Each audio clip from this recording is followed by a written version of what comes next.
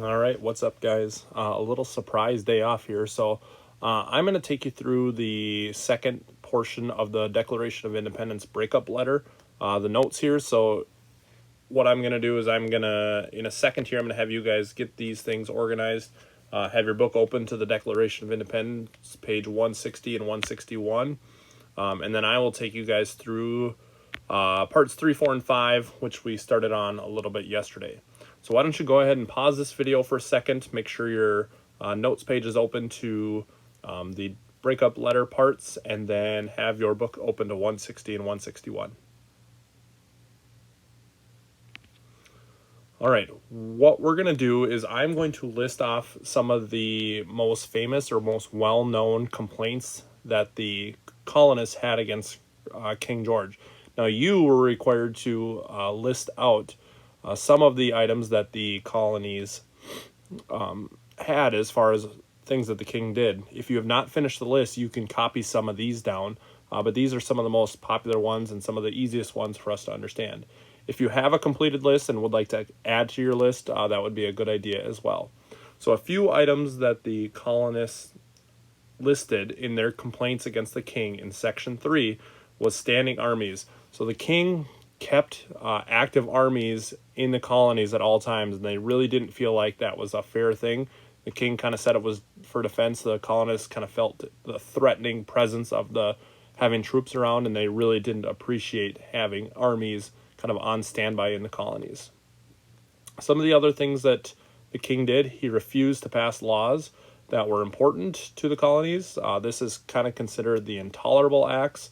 It is something that is one of the acts that we maybe didn't talk about quite as much, but it is something where the king just basically stopped listening to the colonies. Part of it is he decided not to pass laws that the colonies were looking for. There was a couple other pieces to it as well. Some of the other things, he forced British soldiers to live with colonists. We know this as the Quartering Act. A few of you had that as your act that you had to make your poster, your propaganda poster on. So that is one item as well. A big one that we've talked a lot about, taxing us without our consent. You know, the phrase no taxation without representation comes up a lot. That is one that I think is really important for us to remember as to what the colonists had as far as complaints go. Another item there, he had destroyed our lands, burnt our towns, and killed our people. That obviously is a major one that people had a problem with. He took away some of the colonists or some of the colonies' laws. Remember, each colony kind of had their own separate independent government. They had charters, which are basically like their set of rules. They had their own legislature.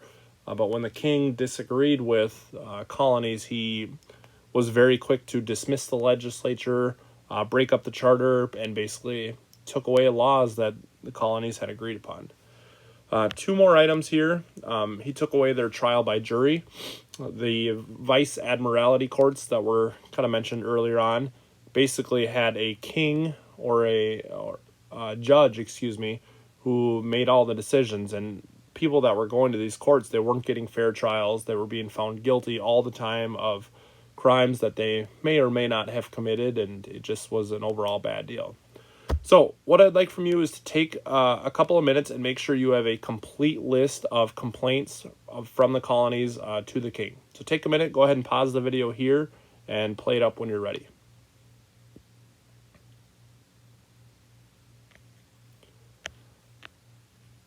All right, section 4, the statement of prior attempts to redress grievances.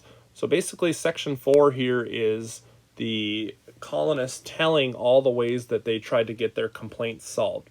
So we talked about it. They time and time again, they pleaded with the king, they pleaded with the parliament, hey, we want representation, we're not being treated fairly. In the declaration, they state 4 ways that they tried to address their complaints. And so I'm going to read the section from the declaration. So go ahead and follow along with me. I'm going to start on nor we have been wanting in attentions to our British brethren. All right, so I'm going to read there, and then we'll pick out these 4 items here. So, nor have we been wanting in attentions to our British brethren.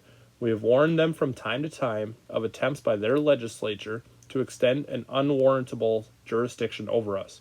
We have reminded them of the circumstances of our emigration and settlement here. We have appealed to their native justice and magnanimity, and we have conjured them by the ties of our common kindred to disavow their usurpations, which would inevitably interrupt our connections and correspondence. They too have been deaf to the voice of justice and of consanguinity. We must, therefore, in the necessity which denounce our separation, and hold them as we hold the rest of mankind, enemies in war, in peace, friends.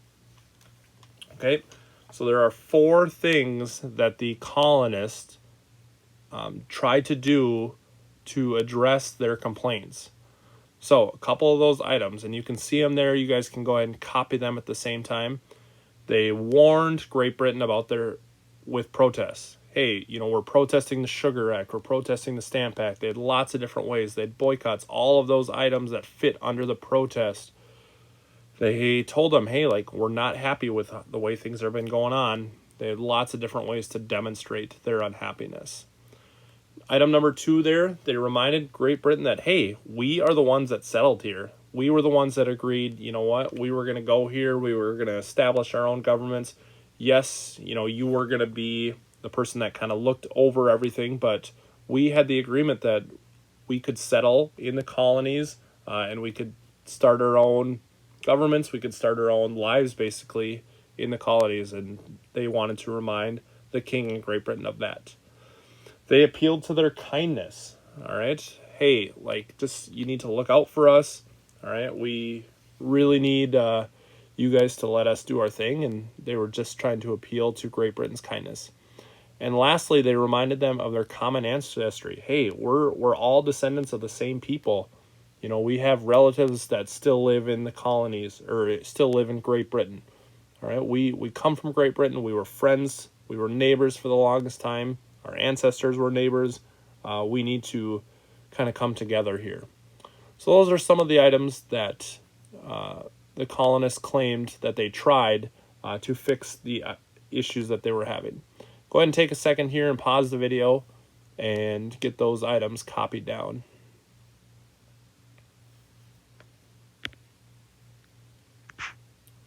And finally, the last section of notes, the actual Declaration of Independence. This is the part where the colonies say, this is what we stand for. This is what we, as a new nation, believe, and these are our rights. So, I'm going to read kind of the very last section here, and you guys need to think about, what's going to change in the colonies as a result of the Declaration.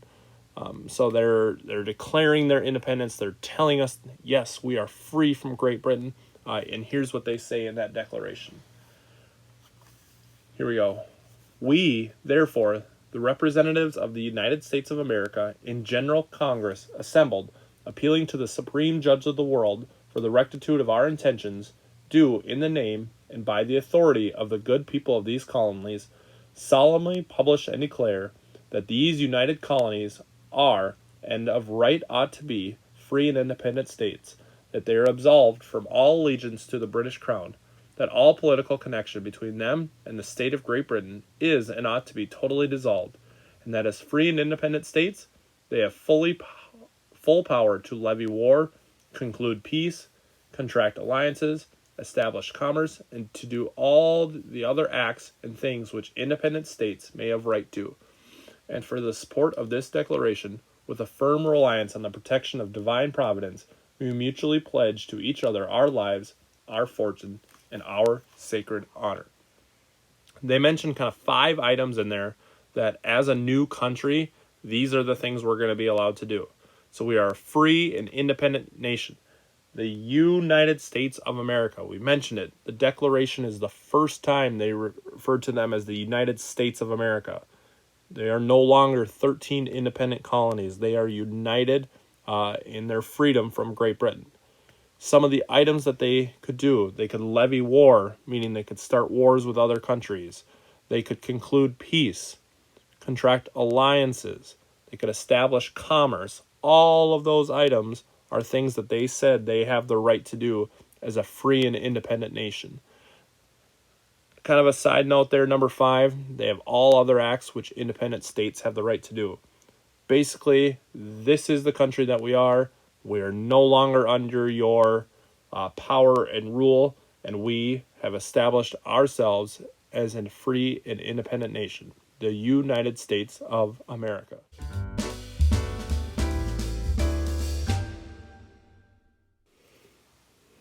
All right, now for the moment that we've all been waiting for. We've talked about it, kind of repeatedly throughout the Declaration of Independence, that it kind of sounds like the colonists were breaking up with Great Britain. And that's kind of the theme that we've been using, is how the Declaration of Independence kind of sounds like a breakup letter. We practice our letter writing, our breakup letters to our imaginary boyfriend and girlfriend. We've studied the Declaration of Independence. We've done a couple of activities with that. Now we're going to combine the two into our final activity for the Declaration of Independence. We are going to write a breakup letter to Great Britain from the colonists. So here's kind of how this is going to work. In writing the Declaration of Independence, Thomas Jefferson borrowed the ideas of John Locke to justify why the 13 colonies were breaking away from British rule. Your task is to write a breakup letter that symbolizes the causes of the American Revolution and the grievances Jefferson listed against King George III. Include the causes listed on the next slide and underline each when it is discussed in the letter. So those notes that we just got finished taking, all right, the things we've done for the last 2 days, that's where this is going to come in really handy for you guys.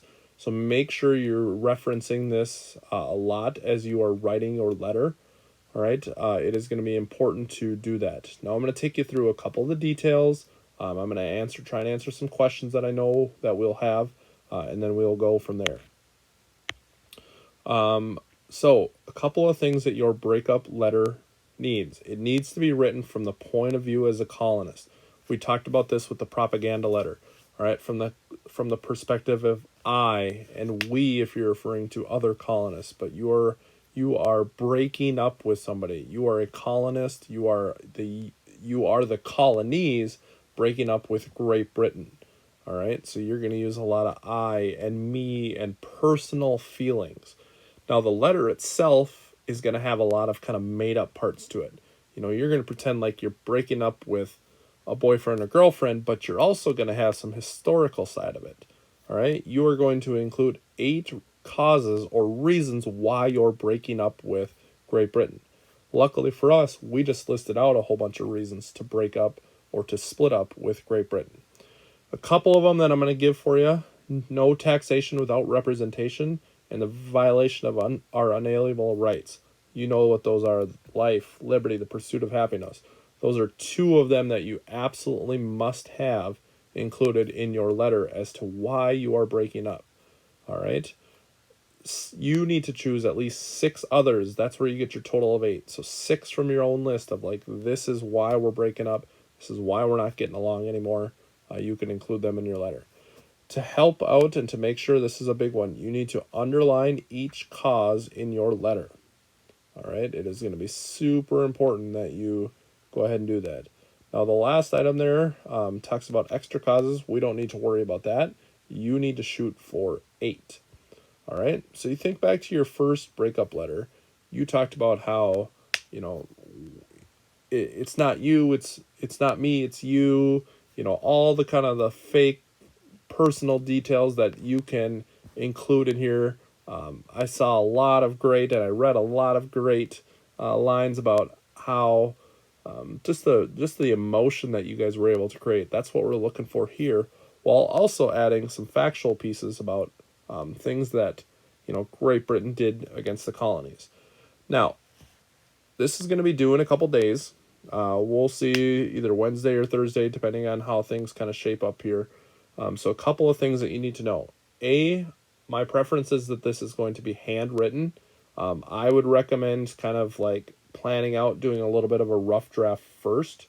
You do have the rest of the period today, and then you have all of the period for sure tomorrow on Wednesday to be able to complete this. So rough draft would be first. I'm not going to require it. I'm not going to see it, but that would be my recommendation. and then a handwritten copy at the end. There will be a few exceptions to the handwritten rule. I will work that out with Mrs. Berg and Miss Hennon. Other than that, I'm going to expect handwritten notes from everybody else. Other than that, that is going to be kind of the format that we're looking at. So again, a letter, a fake breakup letter from the colonies to Great Britain, 8 causes, 2 of which are no taxation without representation and the violation of our unalienable rights. I'll be around on Wednesday to answer questions. I'll also be available via email if you guys have any questions. Again, I'll be able to kind of point us in the direction on Wednesday, share the rubric, show you what I'm kind of expecting there, and then we're all very excited to see what we come up with. All right.